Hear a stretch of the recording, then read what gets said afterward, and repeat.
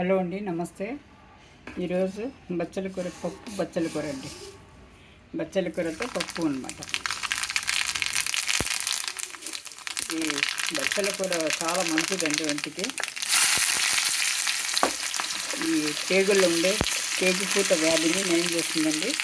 ఒక్కసారి తింటూనే నయం చేయదు, తరచుగా ఇది వాడుతుండాలన్నమాట. వాడుతుంటే ఆ సమస్య రాదు. పేగుపూత అంటారు కదా, పెప్టిక్ కల్చర్, అది చాలామంది పెప్టిక్ కల్చర్తో బాధపడుతుంటారండి. అదేండి, ఈ పోపు వేసుకొని ఇందులో పప్పు, వెల్లుల్లిపాయలు, జీలకర్ర, పచ్చిమిరపకాయలు, బచ్చల కూర అండి వేసి ఇచ్చేసే. ఒక స్పూను చింతపండు గుజ్జు అండి. చింతపండు గుజ్జు వేసి బాగా పప్పు 2 విజిల్ తర్వాత బాగా ఉడకపెట్టుకొని, ఉడికిన తర్వాత మెత్తగా పప్పు గుత్తితో మెత్తగా తీసుకోవాలండి. చేసుకుని చివరిలో పోపు పెట్టేస్తే బచ్చలి పప్పు రెడీ అన్నమాట.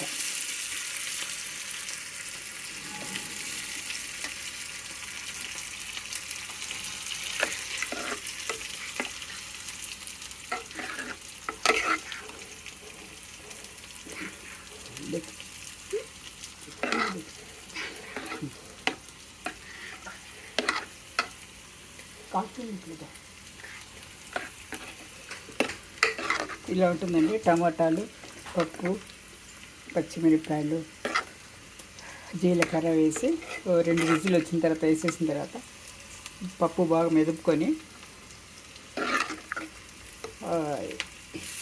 ఒక స్పూన్ చింతపండు గుజ్జు చేసుకొని కలుపుకోవాలండి. ఉప్పు వేసి కలుపుకొని పోపు పెట్టేసేయాలన్నమాట.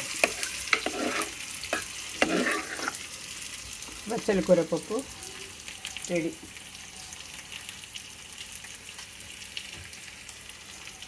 ఇది చాలా చాలా మంచిదండి. ఇది పేగు, చిన్న పేగు కానీ పెద్ద పేగు కానీ కన్నాలు పడకుండా పెప్టిక్ కల్చర్ అయ్యి కన్నాలు పడుతుందండి.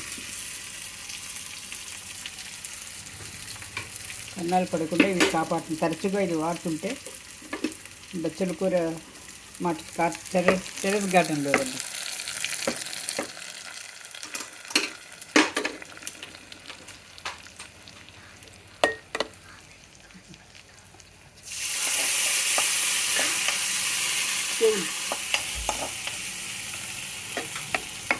ఇలా పోపు పెట్టేస్తే ఇలా ఉంటుందండి బచ్చల కూర పప్పు.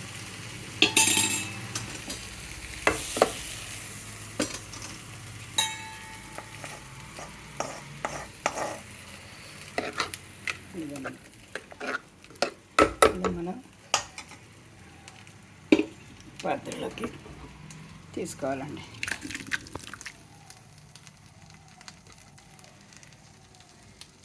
ఇదండి రెడీ బచ్చల కూర పప్పు అండి. బచ్చల కూర పప్పులోనే కాదు, కంద కూడా వాడచ్చు, కర్రీలో కూడా.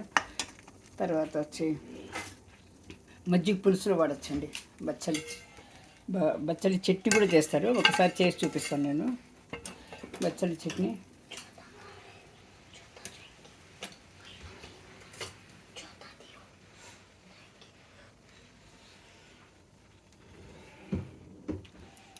బచ్చల కూరతో మజ్జిగ పులుసులు వేసి చేయడం ఎలాగో చూపిస్తానండి అది. తర్వాత బచ్చల కూర చట్నీ కూడా చేయొచ్చు, పచ్చడి కూడా, అది కూడా ఒకసారి చూపిస్తాను నేను. నెక్స్ట్ సోయా కూర అండి. ఇది మరి టెర్రస్ గార్డెన్లోది అది సోయా కూర. ఇప్పుడు సోయా కూర చేయాలి, ఆలుతో కలిపి చేస్తాను. చేసిన తర్వాత చూపిస్తాను ఇప్పుడు అది. ఇదైతే కందిపప్పు. ఇది బచ్చల కూర కూడా మా టెర్రస్ గార్డెన్లోది అండి. Thank you for watching.